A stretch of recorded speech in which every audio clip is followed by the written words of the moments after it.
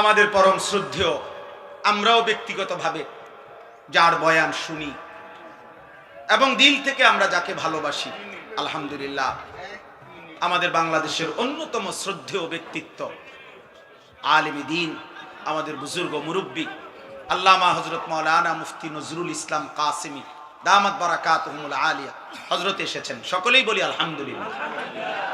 আমার কথা শেষ ভাই, নওজোয়ান ভাই, মুসলমানের সন্তান, সবার কাছে এটা কথা।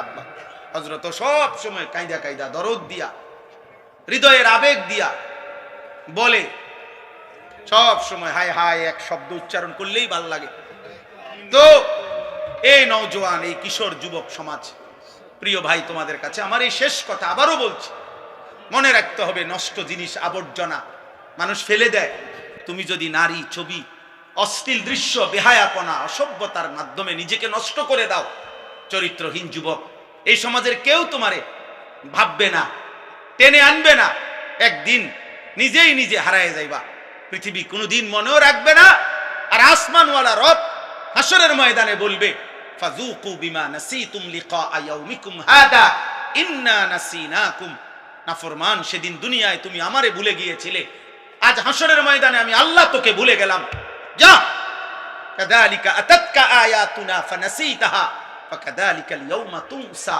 সেদিন দুনিয়াতে তুমি আমার কোরআন ভুলে গিয়েছিলে, আজ আখিরাতে আমি আল্লাহ তোমাকে ভুলে গেলাম। তো আখিরাতে আল্লাহ ভুলে গেলে মালিক যদি মুখ ফিরায় নেয়, আমারে আর তোমারে বাঁচাবে কে? আমারে আর তোমারে উদ্ধার করবে কে? অতএব দয়া করে হাত জোড় করে সব ছেলে পেলে সবার কাছে অনুরোধ, হযরত যতক্ষণ বয়ান করে সকলেই ইনশাআল্লাহ মনোযোগ দিয়ে বসবা। বলো ইনশাআল্লাহ। আল্লাহ তাআলা তৌফিক দান করেন। প্রিয় ভাই, আল্লাহর দিকে ফিরো, 5 ওয়াক্ত নামাজ পড়ো, ফজরের নামাজ পড়ো। আমি অনেক সময়, আমি জীবনেও এটা মানি না, অনেক সময় অনেকে বলে যে হুজুর তার মেধা কম। না, আমি এটা কখনোই মানি না। মেধা কখনোই কম হয় না, বরং কার কতক্ষণ পড়লে মুখস্থ হবে এটা তো আল্লাহর ফয়সালা। মেধা কম আপনি কেমনি বুঝছেন? ওই 10 বার পড়লে মুখস্থ হয়, এই 20 বার পড়লে মুখস্থ হয়। তো 10 বার পড়াওয়ালারটা মেধা বেশি, এইটা আপনি কেমনে ফয়সালা নিলেন? আরেকজন যে 2 বার পড়লেই মুখস্থ হয়, তো তার চাইতে তো আবার এর মেধা কম। তাহলে এইটা কোনো কথা না, বরং আল্লাহ তাআলার ফয়সালা। কে কখন বুঝবে, কতটুকু বুঝবে, কতটুকু আত্মস্থ করবে, তো আল্লাহ তাআলার ফয়সালা। এই জন্য দোস্ত, আমাদের জিম্মাদারি আন্তরিকতা নিয়ে বলা, আপনাদের জিম্মাদারি আন্তরিকতা নিয়ে শোনা, আল্লাহর কথার প্রতি আন্তরিক হও। আমার মতো বক্তারা এমন 1 কোটি বাংলাদেশের না, সারা পৃথিবীর সবচেয়ে ভাইরাল বক্তা, সবচেয়ে বড় বক্তা বাংলাদেশের যদি হয়, সারা বিশ্বেরও যদি হয়, এরকম যদি 1 লক্ষ বক্তা একত্র হয়, তার চাইতেও কোরআনুল কারীমের 1 শব্দের তেলাওয়াতের দাম অনেক বেশি, অনেক বেশি, অনেক বেশি, অনেক বেশি, অনেক বেশি। কতটুকু বেশি এটা আন্দাজ করে বলার মতো সক্ষমতা আমার নাই। তাহলে এই কারি সাহেব কোরআনুল কারীম তেলাওয়াত করতেছে, এই জন্য আমি রাগ হয়ে গেছি ওই ভাইয়ের প্রতি। বেচারা হয়তো আবেগেই করছে, বুঝে নাই। কিন্তু এটা কোনোভাবেই সাধারণ বিবেকেও, সাধারণ কমন সেন্সও এটা হইতে পারে না। এরকম বক্তা সত্তা আল্লাহর কোরআনের তেলাওয়াতের সামনে 2-4-10 হাজারেরও কোনো বেল নেই। আল্লাহর কোরআন দামি, কোরআনুল কারীম সবকিছুর ঊর্ধ্বে। 1 সাগর পানি যদি কোথাও প্রবাহিত হয়, আটলান্টিক মহাসাগরের পানি, 1 ফোঁটা তেল যদি আটলান্টিক মহাসাগরের উপরেও ছেড়ে দেয়, তো ঢেউ যত বড়ই হোক, নিয়ম হলো তেলটা উপরেই থাকে। তৈলাক্ত অবস্থাটা মানে এটা নিচে যায় না। তাহলে এই পৃথিবীর যত আওয়াজ, যত সুর, যত কণ্ঠ, যত চিৎকার, যত হুঙ্কার, যতই হোক, সব একত্র করলেও কোরআনুল কারীমের অক্ষর তার ঊর্ধ্বে, কোরআন শীর্ষে। কোরআনুল কারীম সবার উচিত। এজন্য ছেলেরা, বাবা, নওজোয়ান, তোমাদেরও বোঝা উচিত, একটি ওয়াজ, একটি মাহফিল, একটি ফাইজলামির জায়গা না। কোনোভাবেই যদি তুমি ফাইজলামি ছাড়তে না পারো, তুমি অন্য কোথাও করলে ভালো। সব জায়গায় বেয়াদবি করতে নাই। আল্লাহর ঘর মসজিদ, দ্বীনি মজমা, আল্লাহর ঘর কাবা, রাসূলুল্লাহ সাল্লাল্লাহু আলাইহি ওয়াসাল্লামের রওজা, এরকম বরকতময় কোন জায়গায় সবখানেই ফাইজলামি করতে নাই। এই জন্য অনেক ছেলে আছো তোমরা, এই সর্বত্রই মনে করো সব সময়টাই হাসি ঠাট্টা, হই হুল্লোড়, রং তামাশা, ফাইজলামি, বান্দরামি, সব জায়গায় একই রকম। ঘরে যা, বাহিরেও তা, মাহফিলও যা, বাজারেও তা, এক রকম। না রে বাপ, এটা ঠিক না। কমপক্ষে এতটুকু উপলব্ধি থাকা উচিত যে আমি এখন কোথায় আছি। আসহাবুত তামিজ, এটা অনেক বড় নিয়ামত। মানে পার্থক্য শক্তি থাকা, এটা বুঝা আর কি, যে কোনটা হালাল, কোনটা হারাম, কোনটা উচিত, কোনটা অনুচিত, কোনটা জায়েজ, কোনটা না জায়েজ, কোনটা পাক, কোনটা না পাক, কোনটা সঠিক, কোনটা ব্যাঠিক, কোনটা ন্যায়, কোনটা অন্যায়, কোনটা উচিত, কোনটা অনুচিত। এতটুকু বুঝ, দিমাগ থাকা, বিবেক থাকা, বোধ থাকা, বিবেচনা বোধ থাকা একজন সুস্থ স্বাভাবিক মানুষ হওয়ার জন্য কমপক্ষে এটুকু জরুরি। যার কাছে পেশাব পানি ভিন্ন মনে হবে, যার কাছে পায়খানা বিরানি ভিন্ন মনে হবে, যার নাকে পেশাবের দুর্গন্ধ লাগবে, যার নাকে পানির পবিত্রতাও মনে হবে, এটা বুঝে সে আলাদা। পেশাব পানি বরাবর না, মদ মধু বরাবর না। এই পার্থক্য, এতটুকু পার্থক্য বোধ যার মধ্যে নাই, ও মূলত জানোয়ার। কারণ কোন জানোয়ারের এই পার্থক্য নেই। গরু, ছাগল, কুকুর, বিড়াল, এদের কোনো হালাল হারাম বলতে কিছু নেই, পাক না ফাকের কিছু নেই, জায়েজ না জায়েজের কিছু নেই। তার কাছে সবই বরাবর, পায়খানা বিরানি সব বরাবর, তার কাছে পেশাব পানি বরাবর, সবই বরাবর। কিন্তু আমরা মানুষ, তদুপরি শুধু মানুষ না, আমরা মুসলমান, আমাদের স্টেজ অনেক ঊর্ধ্বে। শুধু মানুষ হইলেই এর দূর থাকা দরকার, সেখানে মুসলমান হইলে তার চাইতে বেশি দরকার। একজন মুসলমান হওয়া সত্ত্বেও পার্থক্য শক্তি নাই, এটা কোনোভাবেই কাম্য না, উচিত না। এই জন্য আমি সবার কাছে অনুরোধ করি, সারাক্ষণ জীবনটা মোবাইল কেন্দ্রিক, হাসি ঠাট্টা কেন্দ্রিক, রং তামাশা কেন্দ্রিক, দিন রাত হই হুল্লুর, উল্লাস, হাসি ঠাট্টা, বিনোদন, ফুর্তি, এটা ঠিক না। এটা অসুস্থ মানুষের পরিচয়। কর্তব্যপরায়ণ মানুষ, দায়িত্বশীল মানুষ, বিবেকবান মানুষ সে সময়কে ভাগ করে। আমি খাবো কতক্ষণ, বিশ্রাম করব কতক্ষণ, ঘরে থাকবো কতক্ষণ, বাইরে যাব কতক্ষণ, উপার্জনের জন্য চেষ্টা করব কতক্ষণ, এই যে সময়কে ভাগ কর। তদুপরি পুরুষ, যারা পুরুষ, তাদের জীবন পরিশ্রম। পুরুষ মানেই যার ঘাম ঝরবে, পুরুষ মানেই যার মেহনত করবে, পুরুষ মানেই রোদ বৃষ্টি, এই কষ্টকর পৃথিবীতে যে উপার্জন করবে। লাকাদ খালাকনাল ইনসানা ফি কাবাদ, আল্লাহ তাআলা বলেন অবশ্যই আমি মানুষকে সৃষ্টি করেছি কষ্ট এবং পরিশ্রমের মধ্যে। অর্থাৎ সে তার পুরা জিন্দেগি কষ্ট করবে, মেহনত করবে, পরিশ্রম করবে। এই স্বভাবজাত যোগ্যতা দিয়েই আমি মানুষকে সৃষ্টি করেছি। নাহলে মানুষ এত কঠিন পরিশ্রম কেন করে? আল্লাহ তাআলাই তার সৃষ্টিগত সত্তার মধ্যে এটা দিছে। পুরুষের মধ্যে আল্লাহ তাআলা মেহনতের এই জজবাটা আল্লাহই দিছে। বউ বাচ্চা সংসারের জন্য দিনের পর দিন মাথার ঘাম পায়ে ফেলে, রৌদ্র বৃষ্টি পড়ে, ঘন্টার পর ঘন্টা, রাতের পর রাত, দিনের পর দিন। 8 ঘন্টা ডিউটি করেও আরো 4 ঘন্টা ওভার টাইম করে, কয়টা টাকা বেশি পাবে? বউ বাচ্চা সংসারে অনেক খরচ,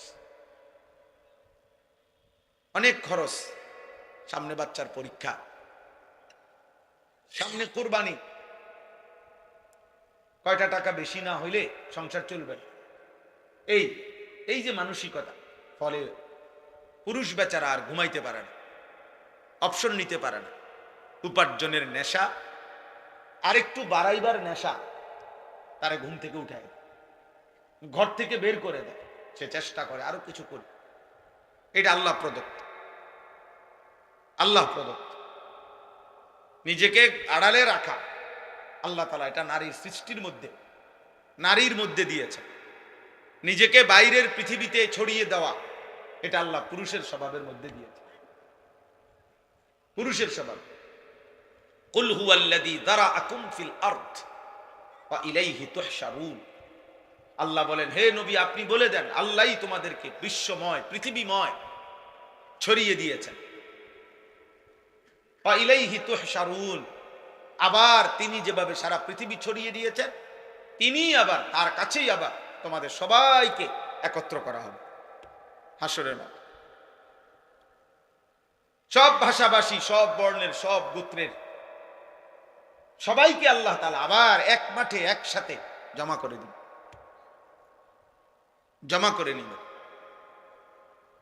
আল্লাহ তাআলা কোরআনুল কারীমের জন্য এটা বলছে, ফাইযা কুদিয়াতিস সালাহ ফান্তাশিরু ফিল আরদ। পুরুষদেরকে বলছে, নামাজ পড়ো, নামাজ শেষে জমিনে ছড়িয়ে পড়ো। ওয়াবতাগু মিন ফাদলিল্লাহ, আল্লাহর দেওয়া রিজিক তালাশ করো, রিজিক তালাশ করো। ওয়াযকুরুল্লাহা কাসীরা, সাথে আল্লাহকে বেশি বেশি স্মরণ করো। লাআল্লাকুম তুফলিহুন, তাহলেই তুমি সফল হবে, কামিয়াব হবে, জান্নাতি হবে। সুবহান। হুয়াল্লাযী জাআলা লাকুমুল আরদা দালুলান ফামশু ফি মানাকিবিহা ওয়া কুলু মির রিজকিহি ওয়া ইলাইহিন নুশুর। আল্লাহ তাআলা বলেন, আল্লাহই তোমাদের জন্য এই জমিনকে তোমাদের অধীন করে দিয়েছেন।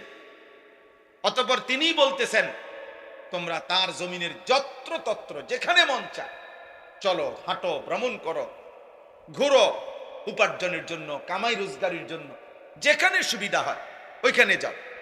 দেশে থাকো, ভাল লাগতেছে থাকো, বিদেশ যাইবা যাও, গ্রামে থাকবা থাকো, শহরে যাইবা শহরে যাও। আল্লাহ বলে, সব জমিন আমার, গোটা পৃথিবী আমার। ফামশু ফি মানাকিবিহা, জমিনের রন্ধ্রে রন্ধ্রে, গলিতে গলিতে তুমি ছড়িয়ে পড়ো, হাঁটো, ভ্রমণ করো, যাও। ওয়াকুলু মির রিজকি, এবং যেখানেই থাকো সেখান থেকে রিজিক তালাশ করে, উপার্জন করে আমার দেওয়া রিজিক খাও, কোনো অসুবিধা নাই। শুধু বান্দা মনে রেখো, ওয়া ইলাইহিন নুশুর, যেখানেই থাকো, শহরে কিংবা গ্রামে, দেশে কিংবা প্রবাসে, শুধু মনে রেখো আমি আল্লাহর কাছে ফিরতে হবে। কার কাছে ফিরতে হবে? আল্লাহর কাছে ফিরতে।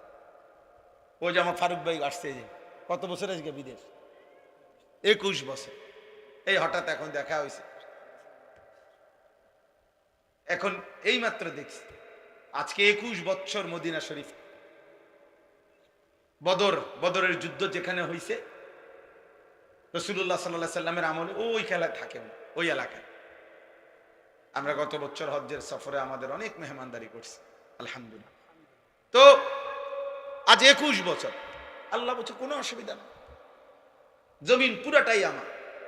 সৌদি আরবও আমার, বাংলাদেশও আমার, আমেরিকাও আমার, এটাও আমার, আমার জমিন আমি দিলাম, যাও। ওয়া ইলাইহিন নুশুর, শুধু এতটুকু মনে রেখো আমার কাছে ফিরতে হবে, আমার কাছে আসতে হবে বান্দা। ওয়া ইলাইহি তুহশারুন, আল্লাহর কাছে তোমাদেরকে জমা হইতে হবে। এই জন্য তোমরা নওজোয়ান, স্বাভাবিকভাবেই আমরা পুরুষ, জীবন আমাদের কষ্টের, জীবন আমাদের সংগ্রামের, জীবন আমাদের মেহনতের, জীবন পরিশ্রমের।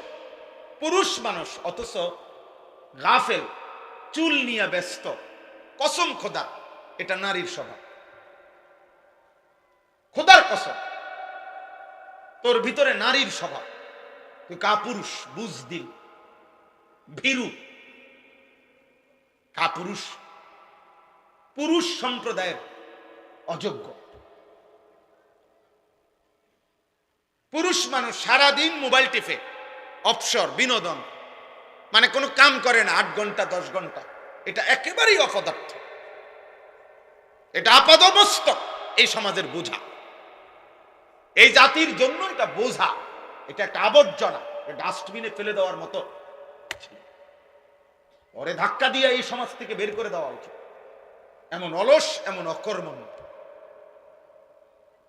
পুরুষ মানেই কঠিন মাটি ভেদ করে উপার্জন করবে, পুরুষ মানেই পাহাড়ের চূড়ায় উঠবে, পুরুষ মানেই যত ভারী হোক, যত কঠিন হোক, কষ্টের শেষটাও করে রিজিক তালাশ করে।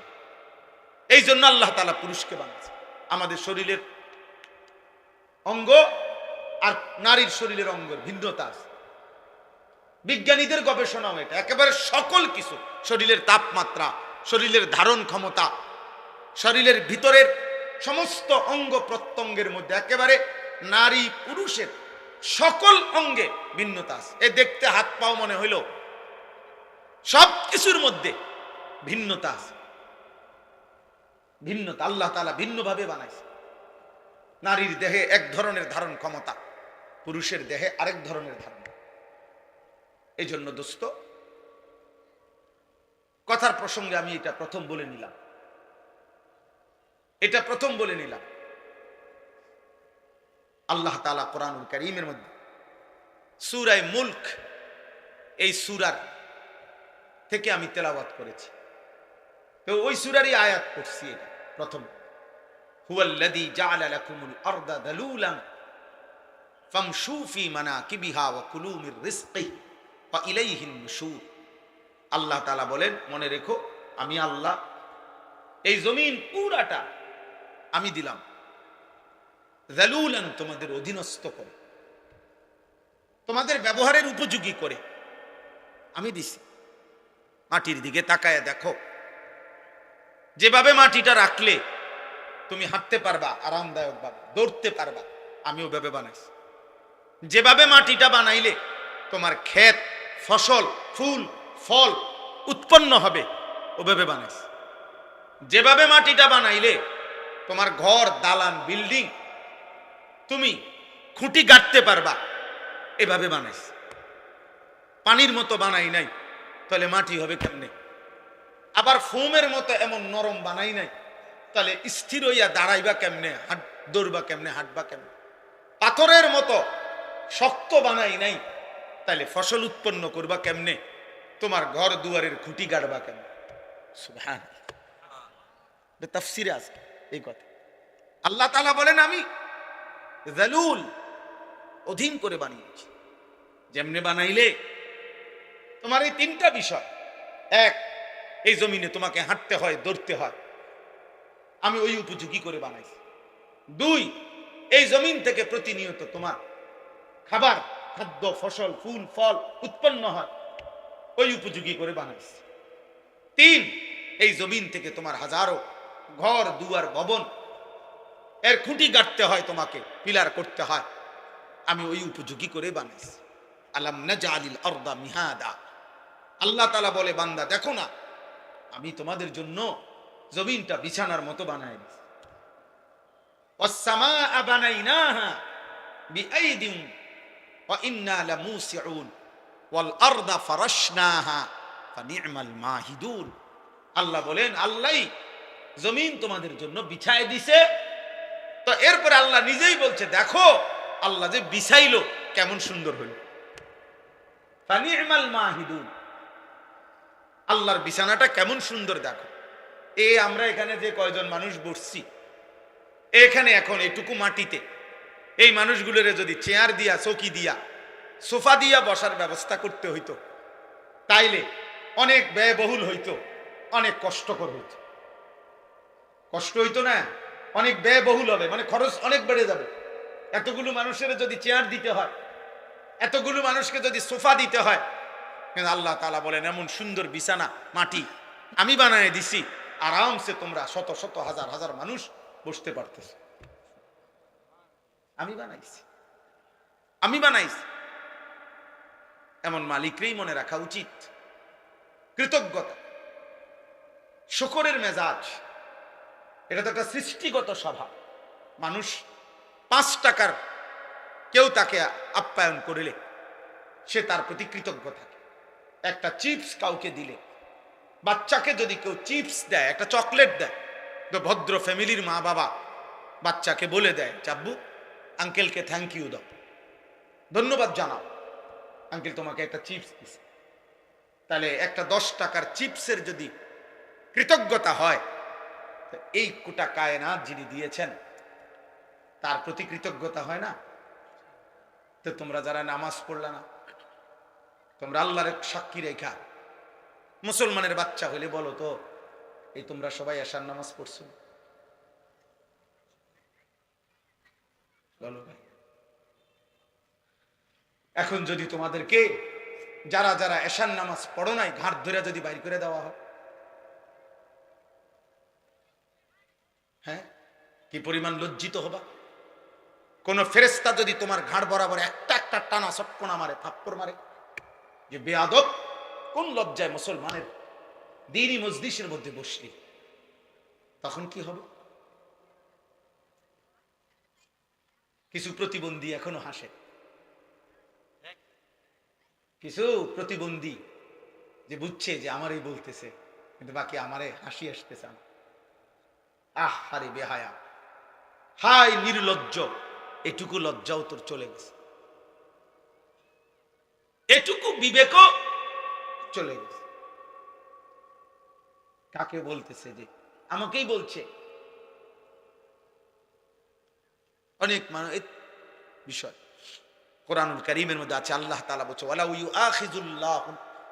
ইউআখিযুল্লাহুন নাসা বিমা কাসাবু, আমি আল্লাহ তাআলা যদি প্রত্যেককে তার পাপের কারণে নগদ এই দুনিয়ায় ধরতাম, একটি পাপের শাস্তি পূর্ণ দিতাম, মা তারাকা আলা যাহরিহা মিন দাব্বা, তাহলে আমার জমিনে একটা প্রাণী আমি আল্লাহর 1 সেকেন্ড নাফরমানি করে পরবর্তী সেকেন্ড আর ঘাড় সোজা করে, পিঠ সোজা করে হাঁটতে পারত না। আমি রহম করি বান্দা,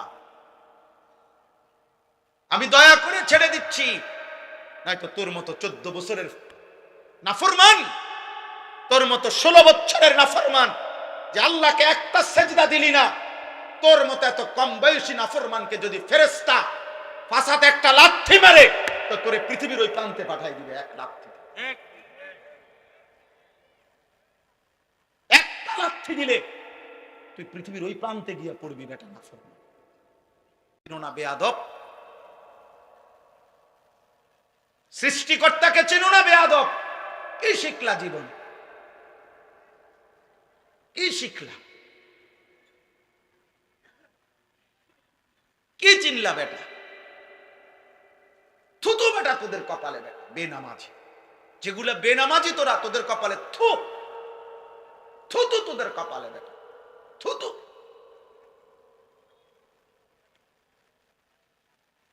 আফসোস বেটা, মুসলমানের ঘরে জন্ম নিয়ে বেটা এত বড় নিকৃষ্ট হলি কেমনে বেটা?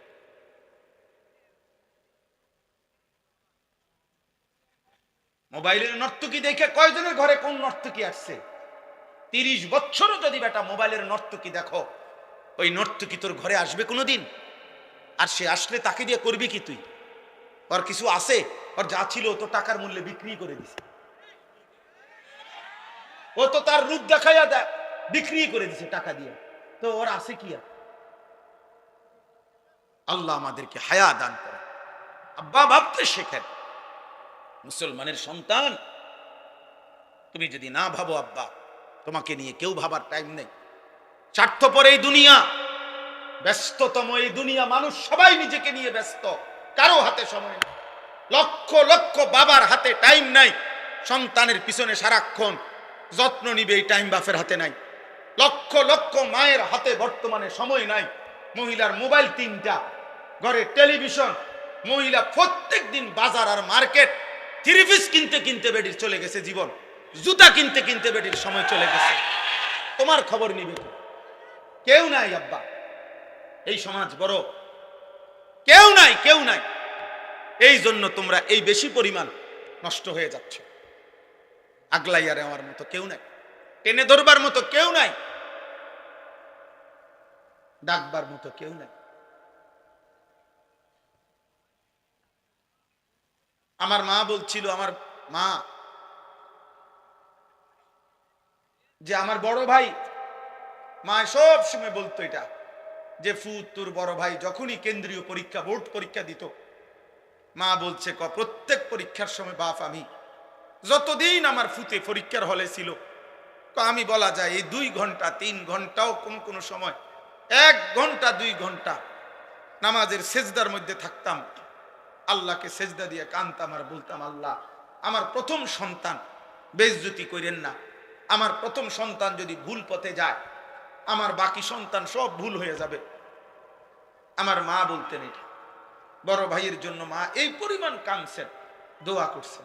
আলহামদুলিল্লাহ, মার 4র্থ শ্রেণী পড়ুয়া মা, হুদা ক্লাস 4 স্কুলে আমার আম্মা পড়ছে বেটা, এই কদ্দুর বেটা। আমার মায়ের পড়ালেখা প্রাইমারি পাস করে নাই মা, কিন্তু মায়ের চোখের পানির বদৌলতে, মার হায়াতে ওনার 5 ছেলেই আলেমে দ্বীন হয়েছে। মা এখনো জীবিত আছে আলহামদুলিল্লাহ।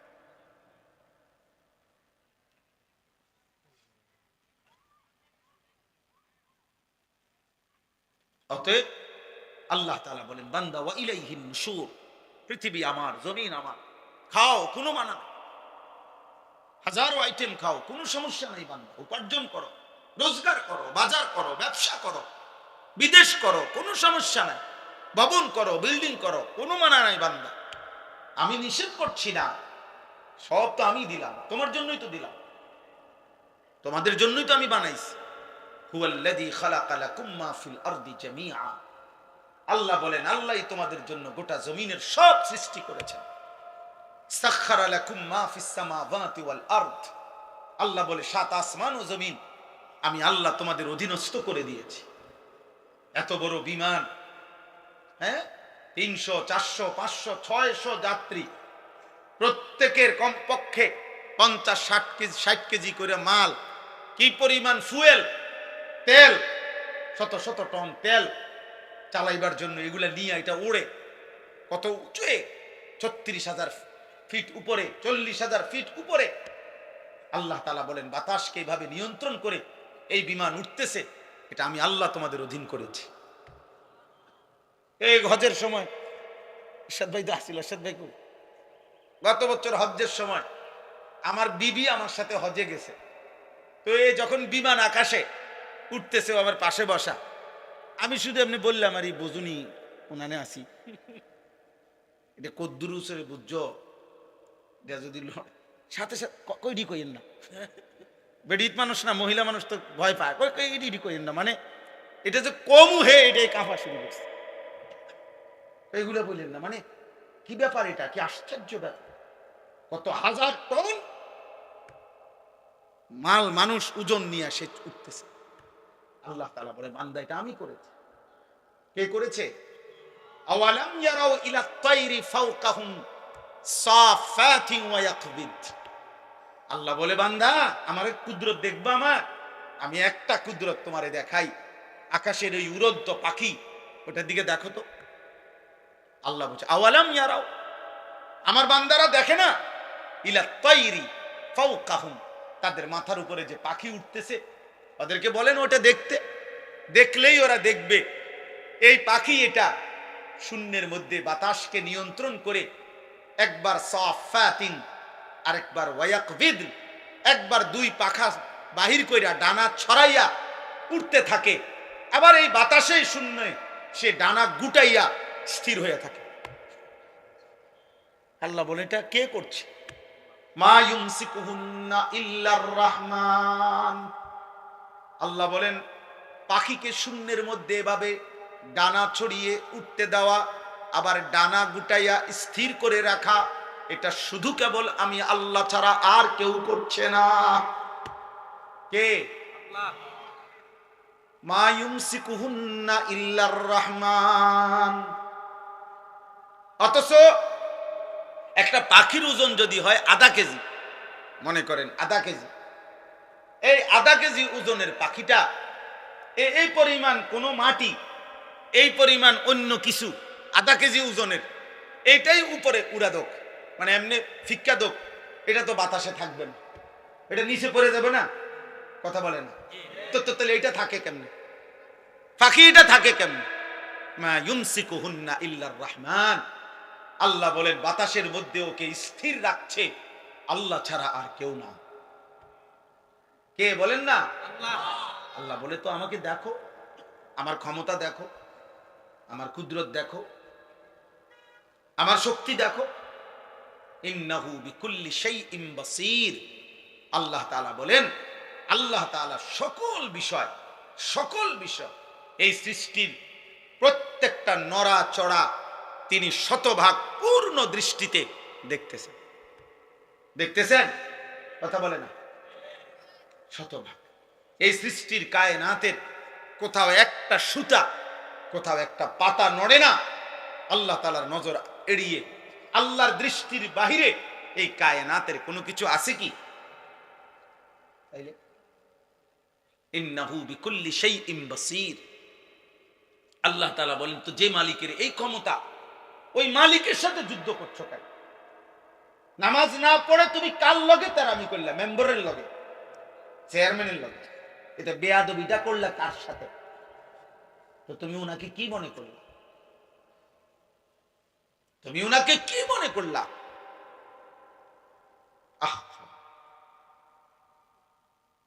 মোবাইল ধরো না, মোবাইল ধরো না, এই ফালতু, কিন্তু উঠে যাও। এই বেটা, তোমাকে বলছি, এই লাল গেঞ্জিওয়ালা আবার হাসে, জানি না, তোমারে বললাম বেটা।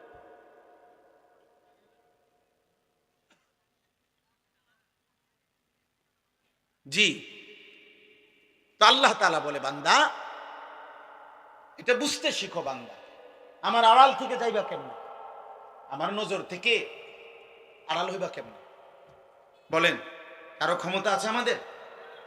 ওমা তাকুনু ফি শানিন ওমা তাতলু মিনহু মিন কুরআনিন ওয়ালা তা'মালুনা মিন আমালিন ইল্লা কুননা আলাইকুম শুহুদান ইয তুফিদুনা ফীহ। আল্লাহ বলে, বান্দা তুমি যখন যেখানেই থাকো না কেন, আমি আল্লাহর কোরআন থেকে যেটুকুই পড়ো না কেন, যখন তুমি যেই আমল করো না কেন, আল্লাহ বলে যখনই কিছু করতে থাকো আমি আল্লাহ কিন্তু তোমার সামনেই থাকি। যাই করো বান্দা আমি সামনেই থাকি। গভীর রাতে মোবাইলে অস্থির ছবি দেখলে আমি দেখতেই থাকি। রাত গভীরে তাহাজ্জুদের সেজদা দিলে আমি দেখতেই থাকি। মদের আড্ডায়, জুয়ার আড্ডায়, নারীর আড্ডায় যেই নাফরমান রাত কাটায় তাকেও দেখি। সেজদার মধ্যে যেই ইমানদার তাহাজ্জুদের কান্নাকাটি করে আমি তাকেও দেখি। এক নজরেই দেখি, বরাবর দেখি, উভয়কেই আমি দেখি। আলাম ইয়ালাম বিআন্নাল্লাহা ইয়ারা। আল্লাহ বলে, জানে না বান্দা কি জানে না আমি আল্লাহ তাকে দেখি। দেখি কিনা? আয়াহসাবু আল্লাম ইয়ারাহু আহাদ। আল্লাহ বলে, আমার কি বান্দা ভাবে না? সে কি মনে করছে তাকে কেউ দেখে না? বলে না? কোন বুঝে নারী দেখো, কোন বুঝে হারাম ছবি দেখো। চারিদিকে কেন তাকাও? লুকাইবার চেষ্টা করো কার থেকে? মার থেকে, বাবার কাছ থেকে। বাবা যেন না জানে, মা যেন না জানে, পৃথিবীর মানুষ যেন না জানে। জানলে কি হবে? লজ্জা দিবে। কিন্তু আরশে আজিমের মালিক আল্লাহ বলেন, আমি যে দেখছি আমারে কি বলবা?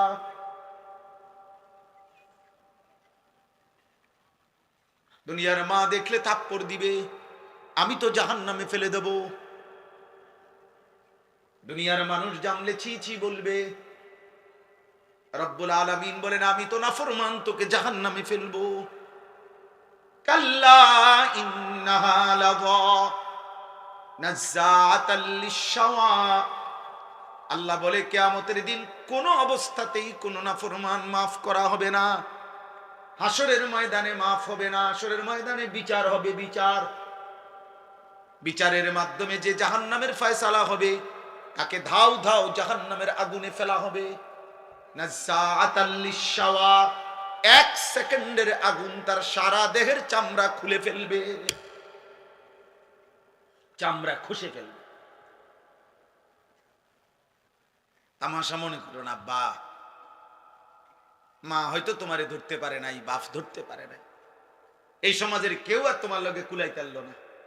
তোমার অসভ্যতার, তোমার নোংরামি, তোমার বান্দ্রামি, তোমার নোংরা জীবন, নষ্ট জীবনের সামনে হয়তো কেউ পারলো না, কিন্তু আল্লাহ, তার সাথে তুমি পারবা কেন? ওয়ালাকাদ কাযযাবাল্লাযীনা মিন ক্বাবলিহিম ফাকাইফা কানা নাকির। আল্লাহ বলেন প্রত্যেক যুগে পিছনের দিনে যারা যারা আমি আল্লাহর কথাকে মিথ্যা মনে করেছে, খবর নিয়ে দেখো তাদের সেই মিথ্যাবাদিতার পরিণতি কি হয়েছে। দেখো বান্দা, জিজ্ঞেস করো ফেরাউনের কি হয়েছিল, নমরুদের কি হয়েছে, কারুনের কি হয়েছে, নূহ আলাইহিস সালামের কওম, লূত আলাইহিস সালামের কওমের কি হয়েছে। কেন আল্লাহ কাউকে পানিতে ডুবাইলেন, কেন আল্লাহ কাউকে ঝড় তুফানে শেষ করে দিলেন, কেন আল্লাহ কাউকে পানিতে ডুবাইয়া ফেললেন? কেন বন্ধু? আল্লাহর নাফরমানি, বলে না? কারণটা কি? আল্লাহ নাফরমানি ছাড়া আর কিছু কথা বলে না। ফেরাউন ডুবলো কেন? কারুন ধ্বংস হলো কেন? লূত আলাইহিস সালামের কওমকে উল্টায় ফেললো কেন? নূহ আলাইহিস সালামের কওমকে পানিতে ডুবায় ফেললো কেন? গুনাহ, গুনাহ, নাফরমানি, আল্লাহর অবাধ্যতা। তো তুমি তা করে বাঁচবা কেমনে? আজ না হোক কাল তো কবর পর্যন্ত পৌঁছতে, এরপরে মৃত্যুর সামনে মুখোমুখি হলে তারপরে আল্লাহ আমাদেরকে বুঝ দান করে। এজন্য সূরা মুলক, এই সূরার যে আয়াত আমি পড়তেছিলাম, প্রথম আয়াত এটা পড়লাম। আল্লাহ তাআলা বলেন, আমার একটা কুদরতের নিদর্শন দেখাইলাম, তুমি পাখির দিকে তাকিয়ে দেখো, এটা কখনো ডানা ছড়িয়ে উঠতে থাকে, কখনো ডানা গুটাইয়া স্থির হয়ে থাকে, কিন্তু উভয়টাই বাতাসকে নিয়ন্ত্রণ করে নিচে পড়ে যায় না। আল্লাহ তাআলা বলেন, এটা আমি করছি, এটা আমি করছি, আমি সব দেখি। আমার একটা একটা মাখলুক, এই যে ছোট্ট পোকাটা উঠতেছে, আল্লাহ তাআলা বলেন এটা আমার ক্ষমতায় উঠতেছে, আমার আড়ালে নাই। আফ্রিকার গহীন জঙ্গলে যে প্রাণীটা হাঁটে আমি তাও জানি। সাতবক জমিনের নিচে যদি কোনো পিঁপড়া হাঁটে, পিঁপড়ার গতিটাও আমি জানি। সাত আসমানের ঊর্ধ্বে যে ফেরেশতা হাঁটে আমি তাও জানি। আমার নজরে, আমার চোখের সামনে। আল্লাহ আমাদেরকে বুঝার তৌফিক দান করেন। প্রিয় ভাই, মুসলমানের সন্তান আব্বা এমন হায়াত কদর করে, সবাই কদর করে। বাবা চাচা আপনাদেরকেও বলি, হায়াতের কদর করেন, জিন্দিগির কদর করেন। আপনাকে আপনি মনে না রাখলে কেউ মনে রাখবে না। আমি যদি আমাকে খেয়াল না রাখি, কার সময় আমার হাত পাও, আমার শরীর, আমার দেহ নিয়ে কার টেনশন? আমারই টেনশন। প্রত্যেক মানুষ অ্যাক্সিডেন্ট থেকে নিজেই নিজেকে বাঁচাইতে চায়, প্রত্যেক মানুষ রোগ সুখ থেকে নিজেই নিজেকে বাঁচাইতে চেষ্টা করে। তো আখেরাত থেকেও তো আমি, জাহান্নাম থেকে, কবরের আযাব থেকে আব্বা আমিই তো চেষ্টা করতে হবে আমাকে বাঁচানো, আমিই তো চেষ্টা করতে হবে, অন্য কে আমারে করে দিবে? ওয়ালা তাজিরু ওয়াজিরাতুন বিসরা উখরা, আল্লাহ তাআলা কোরআনুল কারীমের মধ্যে বলছে। ওয়া ইন তাদউ মুসকালাতুন ইলা হিমলিহা লা ইউহমালু মিনহু শাইউন ওয়ালাউ কানা দা কুরবা। কিয়ামতের দিন সবচেয়ে ঘনিষ্ঠ আত্মীয়কেও কেউ যদি কারো পাপের একটু বোঝা বহন করতে বলে, আল্লাহ বলে কেউ কোনো পাপের বোঝা, নিকটাত্মীয়, আপন স্ত্রী, সন্তান, মা বাপ, এরাও কারো পাপের বোঝা এক বিন্দু বহন করতে রাজি হবে না। ওয়ালা ইয়াসআলু হামীমুন হামীমা ইউবাসসিরুনাহু, আল্লাহ তাআলা বলেন এই চোখে সরাসরি দেখা সত্ত্বেও ঘনিষ্ঠ বন্ধু, অকৃত্রিম বন্ধু, কিয়ামতের দিন একজন আরেকজনকে দেখেও কেউ কাউকে কিছুই জিজ্ঞেস করবে না। ফাইযা নুফিখা ফিস সূরি ফালা আনসাবা বাইনাহুম ইয়াওমাইযিন ওয়ালা ইয়াতাসাআলুন। আল্লাহ তাআলা বলে কিয়ামতের দিন যখন ইসরাফিল ফু দিবে, হাসরের ময়দান দাঁড়াবে, তো কেউ কাউকে কিছুই রক্ত বংশের আত্মীয়তার পরিচয় দিবে না, কেউ কাউকে কিছু জিজ্ঞেসও করবে না। আমি মনে করাই দেই, আমরা প্রত্যাখ্যান করলে সমস্যা নাই। তুমি যদি বলো যে আগের মতোই, আমি কোনো অসুবিধা নেই, কোনো দুই একজন মদখোর বাবা খোরের জন্য পৃথিবী আটকাবেন। সূর্য সূর্যের গতিতেই উঠে, সূর্য সূর্যের গতিতেই ডুবে, তুমি শেষ হয়ে গেল। কোন সিটার বাটপারের জন্য পৃথিবী কিচ্ছু থামে না, সে নিজে নষ্ট হয়ে যায়। এই আর কি।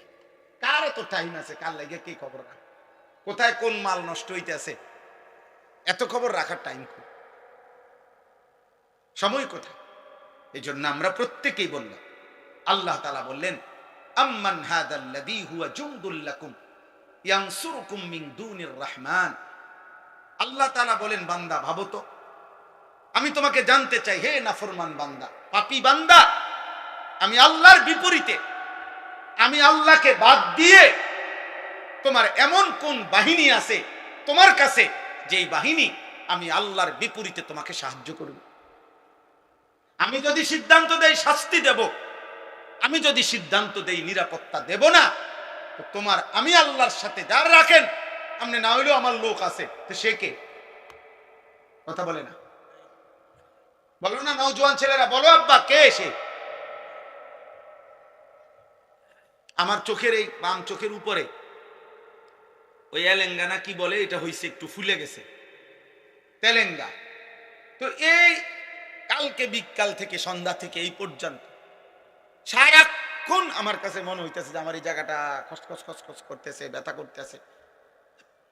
তাইলে এই সামান্য একটু জ্বর, একটু সর্দি, একটু মাথা ব্যথা, একটু পেটের অসুখ, একটু চোখের ব্যথা, জিন্দেগিটা এলোমেলো করে দেয়। স্বাভাবিকতা মানুষের, স্বাভাবিক চলাফেরার, উল্লাস, আনন্দ, স্বাভাবিক জীবন চলার সব কিছুকেই পেরেশানিত করে ফেলে দেয়। যে মানুষ আমরা এত দুর্বল, আর এই সুস্থতা আমাদের, এই ছোট্ট বড় যে কোনো রোগ ব্যাধি, এখান থেকে সুস্থতা দেওয়ার মালিক একমাত্র আল্লাহ ছাড়া আর কি? বলো না ভাই, এই কথাটা, এই সাধারণ কথাটা তোমরা বুঝতেছ না কেন? বেনামাজি বাবা ভাই আপনারা বুঝেন না কেন? কেন বুঝেন না? আল্লাহর সাথে আমি সব সময় বলি, আল্লাহর সাথে কেন নারাজ হইলেন? আল্লাহর সাথে অভিমান করলেন কেন? এমন মালিক রে মানুষে ভুল করে কেন? এমন দয়াময় মেহেরবান রবকে ভুলে যায় কেন? তো আল্লাহ তাআলা বলেন, ইনিল কাফিরুনা ইল্লা ফি গুরুর। শোনো, প্রত্যেক নাফরমান বেঈমান মূলত ধোঁকার মধ্যেই আছে। সে মনে করে মদ খায়, জুয়া খেলে, সে মনে করে চুল ফিরে, সে মনে করে মোবাইল আছে, নর্তকী আছে, সে মনে করে জিনা করছে, ব্যভিচার করছে, গাঁজা খাইতেছে, ফুট্টা খাইতেছে, বাবা খাইতেছে, সে মনে করতেছে উল্লাস, ধরবার কেউ নাই, ছুইবার কেউ নাই, বাধা দিবার কেউ নাই। আল্লাহ বলে না না, প্রতিটা নাফরমান বেঈমান মূলত ধোঁকার মধ্যে আছে। ধোঁকা ধোঁকা ধোঁকা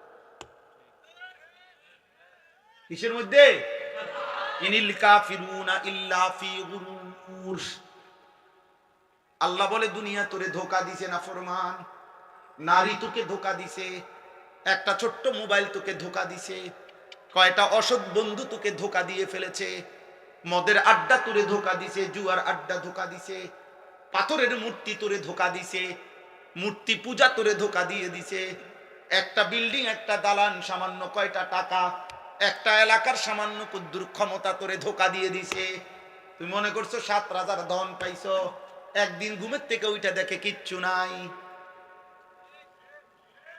কিচ্ছু নাই। এখানে একটা আয়াত আছে, কুল আরাইতুম ইন আসবাহা মাউকুম গাওরা ফামান ইয়াতিকুম বিমাইন মাইন। আহা, একটা আশ্চর্য কথা বলছে আল্লাহ। বলে এই শোনো, এই তোমাদের এই মাটির একটি নির্দিষ্ট পরিমাণ স্তরে আমি আল্লাহ তাআলা এই পৃথিবীর তোমাদের সবার জন্য ব্যবহারের যত পানি এগুলো আমি রাখছি। বিশ্বাস করো বান্দা, যদি আমি আল্লাহ তাআলা যে এতটুকু দূরত্বে তোমার পানি থাকে এটুকু থেকে উঠাও তোমার মেশিন, তোমার যন্ত্র, তোমার মোটর, আমি যদি পানির স্বাভাবিক লেয়ার তাপমাত্রা আর লেয়ার এটা আমি যদি একদম ভূগর্ভস্থের আমার জমিনের তলদেশে নিয়ে যাইগা, পানির এই স্তরটা এটা যদি নিচে নেইগা, তো ফামাইয়াতিকুম বিমাইন মাইন, তাহলে তোমাদের এই চলার সারা দিন রাতের এই হাজারো পানির এই ধারা তোমাদের জীবন জীবিকা পরিচালিত করার জন্য বলো না বান্দা, কে এনে দিবে পানি? কে এনে দিবে? কি করছো তোমরা? গোটা মধ্যপ্রাচ্য বাবা, গোটা আরব বিশ্ব, তাদের পানির এত ক্রাইসিস যে তারা এই পানি, সাগরের নোনা পানিকে তারা শোধন করে এরপরে মানুষের খাবারের পানি, মিঠা পানি তারা মেশিনের মাধ্যমে শোধন করে বানায়। তো আল্লাহ তাআলা বলেন, আমি যদি পানির এই স্বাভাবিক ধারা একদিনের জন্য নিচে নামায় ফেলি, একদম সাতবক জমিনের নিচে, কে এনে দিবে পানি? কোন ভোরে ইন আসবাহা কোন এক ভোরে, আরে বেটা কোন এক মানুষ যদি, বুঝার জন্য বলতেছি, কোন এক মানুষ যদি বাথরুমে গিয়েও দেখে এক বদনা পানি নাই, তখনও তো তার পেরেশানির শেষ নাই। গোসলের মাঝপথেও যদি গিয়া দেখে ট্যাপে আর পানি নাই, এতটুকুর ক্ষেত্রে তো তার পেরেশানির শেষ নাই। আর আল্লাহ তাআলা যদি পানি নিচে নামায় এলে, পানির লেয়ার, আল্লাহ বলে কে এনে দিবে পানি? তাহলে আমি প্রতি সেকেন্ড, আমি এই কয়দিন আগেও বলছি যে একবার যদি আমরা কল্পনা করি আমার দেশের একটা সপ্তাহ, এমন ভাবেন তো গ্যাসও নাই, বিদ্যুৎও নাই, তেলও নাই, ভাবেন এক সপ্তাহ কি হবে দুনিয়ার, কি হবে আমাদের? হ্যাঁ, কেমনি জীবন বাঁচবে? আরে আপনি বলেন এগুলো বাদ দেন, আপনি শুধু এটা ভাবেন যে এক সপ্তাহ আমার বাংলাদেশে, মনে করো ভাই যে এক সপ্তাহ শুধু লবণ, সামান্য প্রয়োজনীয় জিনিসটা নুন লবণ নাই মনে করেন, আর সব আছে মনে করেন, শুধু নুনটা নাই, ও টোটাল নাই মনে করেন, আমার দেশের এই লক্ষ কোটি মানুষের রান্নার কি অবস্থা হবে? বাচ্চার খাবারের লোকমা উঠবে কেমনে? তাহলে একটু লবণও যদি আমাদের হারিয়ে যায়, আমাদের জিন্দেগি কি হবে? আমাদের যদি হলুদ রসুন, হলুদ পেঁয়াজ যদি সরে যায়, কি অবস্থা হবে? তার মানে ছোট্ট থেকে ছোট্ট প্রয়োজনীয় জিনিসটাও আল্লাহ তাআলা স্বাভাবিকভাবে এই পৃথিবীর মধ্যে আমাদের জন্য ব্যবস্থা করছেন। আল্লাহ বলে, বান্দা আমার মতো দয়ালু মেহেরবান তুমি পাইবা কো? এমন মেহেরবান মালিক পাবা কো? আল্লাহ তাআলা এরপরে বলেন, আম্মান হাদাল্লাযী ইয়ারযুকুকুম ইন আমসাকা রিজকা বাল্লাজু ফি উতুবিন ওয়া নুফুর। আল্লাহ তাআলা বলেন, আবার উদাহরণ দিছে, আল্লাহ তাআলা বলে, বান্দা এই যে প্রতিদিন প্রতি মুহূর্তে আমি তোমাদের যে রিজিক দেই, খাদ্য খাবার পানীয়, ফুল ফল ফসল খাবার, এই যে রিজিক, আল্লাহ বলে যদি একদিন আমি আল্লাহ তোমাদের রিজিক বন্ধ করে দেই, তো আমি আল্লাহকে বাদ দিয়ে তোমাদের কে সে যে তোমাদের মুখে খাবার তুলে দিবে? বলো না ভাই, নওজোয়ান ভাই বলো না, এমন মালিক রে কেমনে সেজদা না করে ঘুমা? কেমনে ঘুমাও বুঝি না। সারাদিনে মুসলমান এক ওয়াক্ত নামাজ পড়ে না, আমার এটা মাথার ধরে না, আমি এটা বুঝি না। বাপ মুসলমানের সন্তান এমন নিকৃষ্ট হয় কেমনে? একটা সেজদা দেয় নাই। মানুষের বাচ্চা এত বড় জানোয়ার হয় কেমনে? আমি বুঝি না। মানুষের ঘরে জন্ম নিয়া এত বড় জানোয়ার এটা কেমনে হইল? হায় হায় হায়। এক কুত্তা সারাদিন কোন সেজদা না দিয়া শুইয়া গেল রাত 10টায়, এই মানুষ রূপী এই কুত্তাও একটা সেজদা না দিয়ে শুইয়া গেল।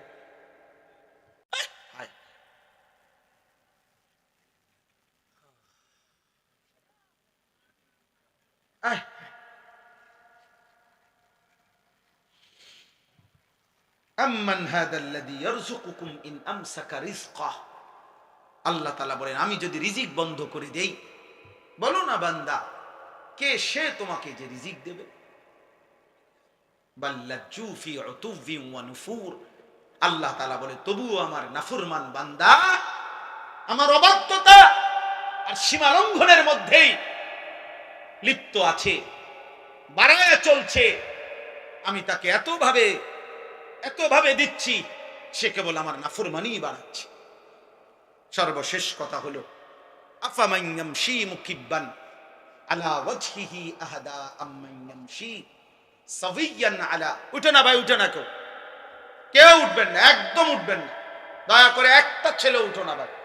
অনেক কষ্টের, অনেক মেহনতের, অনেক আমার কথা শেষ শেষ আমার না না না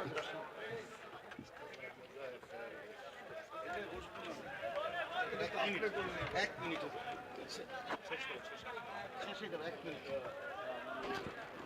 জি, থামো ভাই, কথা বলো না, একদম কথা বলো না। আমরা সকলেই বলি আলহামদুলিল্লাহ, সকলেই বলি আলহামদুলিল্লাহ। আমাদের পরম শ্রদ্ধেয়, আমরাও ব্যক্তিগতভাবে যার বয়ান শুনি এবং দিল থেকে আমরা যাকে ভালোবাসি, আলহামদুলিল্লাহ, আমাদের বাংলাদেশের অন্যতম শ্রদ্ধেয় ব্যক্তিত্ব, আলেমে দ্বীন, আমাদের বুজুর্গ মুরব্বী আল্লামা হযরত মাওলানা মুফতি নজরুল ইসলাম কাসেমী দামাত বারাকাতুহুমুল আলিয়া হযরত এসেছেন। সকলেই বলি আলহামদুলিল্লাহ। আমার কথা শেষ ভাই, নওজোয়ান ভাই, মুসলমানের সন্তান, সবার কাছে এটা কথা। আব্বা হযরত সব সময় কায়দা দরদ দিয়া, হৃদয়ের আবেগ দিয়া বলে, সব সময় হায় হায় এক শব্দ উচ্চারণ করলেই ভাল লাগে। তো এই নওজোয়ান, এই কিশোর যুবক সমাজ, প্রিয় ভাই, তোমাদের কাছে আমার এই শেষ কথা আবারও বলছি, মনে রাখতে হবে, নষ্ট জিনিস, আবর্জনা মানুষ ফেলে দেয়। নষ্ট জিনিস, পচা জিনিস, আবর্জনা মানুষ যত্ন করে রাখে না।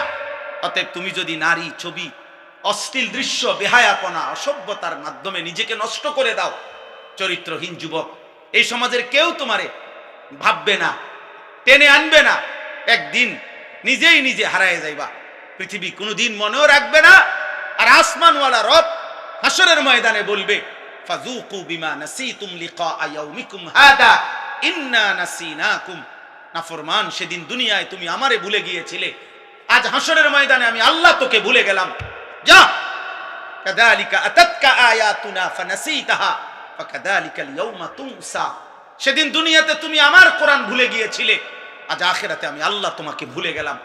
তো আখিরাতে আল্লাহ ভুলে গেলে মালিক যদি মুখ ফিরায় নেয়, আমারে আর তোমারে বাঁচাবে কে? আমারে আর তোমারে উদ্ধার করবে কে? অতএব দয়া করে হাত জোড় করে সব ছেলে পেলে সবার কাছে অনুরোধ, হযরত যতক্ষণ বয়ান করে সকলেই ইনশাআল্লাহ মনোযোগ দিয়ে বসবা। বলো ইনশাআল্লাহ। আল্লাহ তাআলা তৌফিক দান করেন। প্রিয় ভাই, আল্লাহর দিকে ফিরো, 5 ওয়াক্ত নামাজ পড়ো, ফজরের নামাজ পড়ো, নারীর আসক্তি, মোবাইলের আসক্তি, মদ, জুয়া, জিনা, ব্যভিচার, গান বাদ্য থেকে নিজেকে হেফাজত করো। আল্লাহ আমাকে, আমাদের সকলকে